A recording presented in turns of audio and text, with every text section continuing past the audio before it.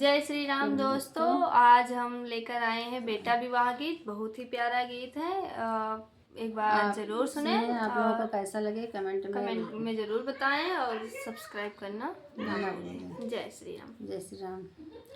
चिट्ठी आई एक लिख के भेजै सदा शिव दिए मुनि जी के हाथ हो।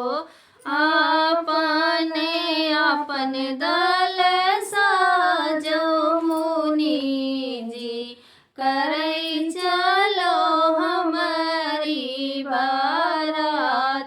आपन दल साजो मुनि जी करै चलो हमारी बारात।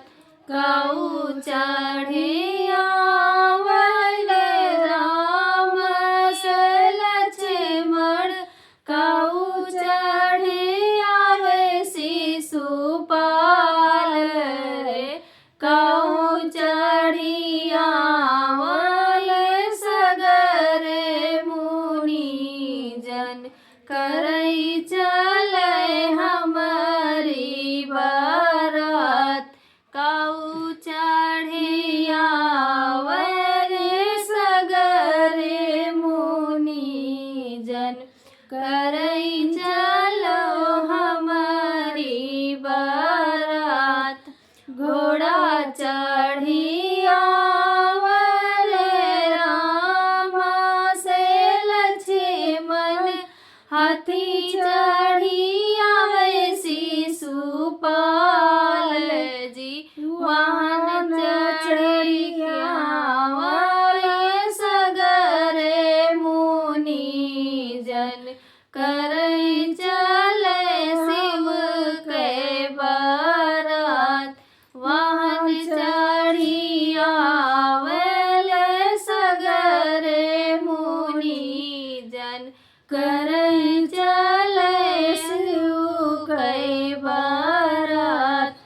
जाई बरतिया बगियावा में उतरे, बाजन सब लाग जी। भजन सुनी सखी सब दौड़ी, देखी आई शिव के बारात। बाजन बजत सुनी सखी सब दौड़ी, देखी आई शिव के बारात। बरे बहुरहवा भयल सवरवा, पहिने सर्प के माला जी। फूटी गई गौरा तुम्हारी भगिया, फूट गई गौरा त्योहारे में भगिया। पायु बर बहुराय, फूट गई गौरा रे तुम्हारी ने भगिया।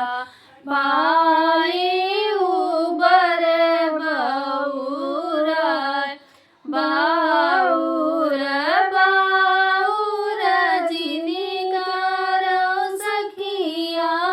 बाउर मोरे सिर के ताज जी। बर बाउर हवा कै सजुआ जो करबै जन